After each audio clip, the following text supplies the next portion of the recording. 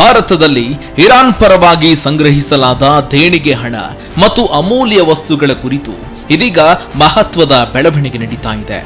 ಇತ್ತೀಚಿನ ವರದಿಗಳ ಪ್ರಕಾರ ಈ ನಿಧಿಗಳನ್ನ ನೇರವಾಗಿ ಟೆಹರಾನ್ಗೆ ಕಳುಹಿಸುವ ಸಾಧ್ಯತೆ ಕಡಿಮೆ ಅಂತ ತಿಳಿದು ಬರ್ತಾ ಇತ್ತು. ಕಾರಣ ದೇಶಾಂತರ ಹಣ ವರ್ಗಾವಣೆಗೆ ಸಂಬಂಧಪಟ್ಟ ಹಾಗೆ ನಿಯಂತ್ರಣಾತ್ಮಕ ಮತ್ತು ಪ್ರಕ್ರಿಯಾತ್ಮಕ ಅಡಚಣೆಗಳು ದಟ್ಟವಾಗಿದೆ. ಭಾರತದಲ್ಲಿ ಸಂಗ್ರಹಿಸಲಾದ ನಗದು ಮತ್ತು ಆಭರಣಗಳನ್ನು ವಿದೇಶಕ್ಕೆ ಕಳುಹಿಸುವುದು ಅಷ್ಟು ಸುಲಭದ ಪ್ರಕ್ರಿಯೆಯಲ್ಲ. ವಿಶೇಷವಾಗಿ ಪ್ರಸ್ತುತ ಜಿಯೋಪಾಲಿಟಿಕಲ್ ಪರಿಸ್ಥಿತಿಯನ್ನ ಗಮನಿಸಿದರೆ ಇದು ಇನ್ನಷ್ಟು ಸ್ಪಷ್ಟ ಸಂಕೀರ್ಣವಾಗುತ್ತದೆ.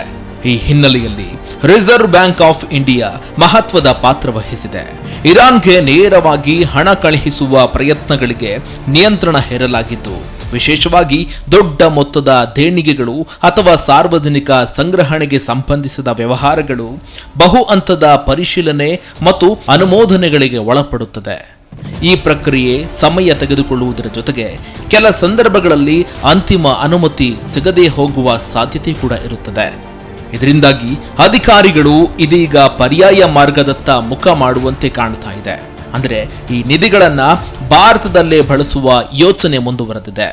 ಸಂಗ್ರಹಿಸಲಾದ ಹಣದಿಂದ ಔಷಧಿ ಮತ್ತು ಮಾನವೀಯ ನೆರವು ಸಂಗ್ರಹಿಸಿ ಖರೀದಿ ಮಾಡಿ ಅದನ್ನ ಅಗತ್ಯವಿರುವವರಿಗೆ ತಲುಪಿಸುವ ಯೋಜನೆಯ ಬಗ್ಗೆ ಚರ್ಚೆ ಮಾಡಲಾಗ್ತಾ ಇದೆ. ಇದು ಪ್ರಕ್ರಿಯೆಯನ್ನ ಸರಳಗೊಳಿಸುವುದರ ಜೊತೆಗೆ ದೇಣಿಗೆಯ ಉದ್ದೇಶವನ್ನು ಕೂಡ ಪರಿಣಾಮಕಾರಿಯಾಗಿ ಸಾಧಿಸುವ ಮಾರ್ಗವೆಂದು ಪರಿಗಣಿಸಲಾಗ್ತಾ ಇದೆ.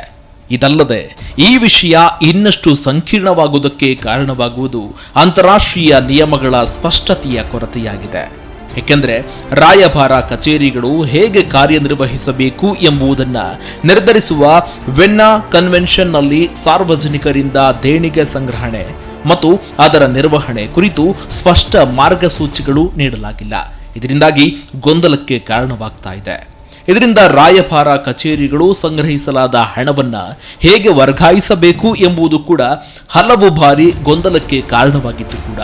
ಇದು ಈಗ ಕೂಡ ಅದೇ ರೀತಿಯ ಗೊಂದಲಕ್ಕೆ ಕಾರಣವಾಗ್ತಾ ಇದೆ. ಈಗ ನಡೀತಾ ಇರುವ ರಾಜಕೀಯ ಪರಿಸ್ಥಿತಿಯು ಕೂಡ ಈ ವಿಚಾರಗಳನ್ನ ಮತ್ತಷ್ಟು ಸಂವೇದನಾಶೀಲಗೊಳಿಸಿದೆ.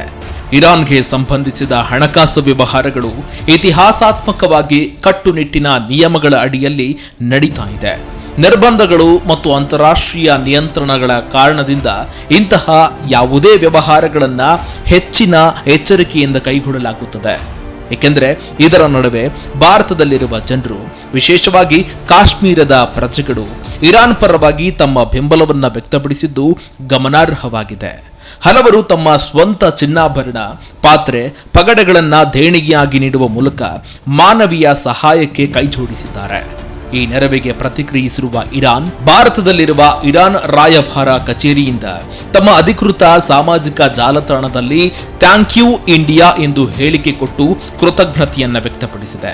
ಒಟ್ನಲ್ಲಿ ಈ ಘಟನೆಯು ಕೇವಲ ದೇಣಿಗೆಗಳ ವಿಷಯವಲ್ಲ, ಅದು ಜಾಗತಿಕ ರಾಜಕೀಯ, ಹಣಕಾಸು ನಿಯಂತ್ರಣ ಮತ್ತು ಮಾನವೀಯ ಸಹಾಯದ ನಡುವಿನ ಸಂಕೀರ್ಣ ಸಮತೋಲನವನ್ನು ತೋರಿಸ್ತಾ ಇದೆ.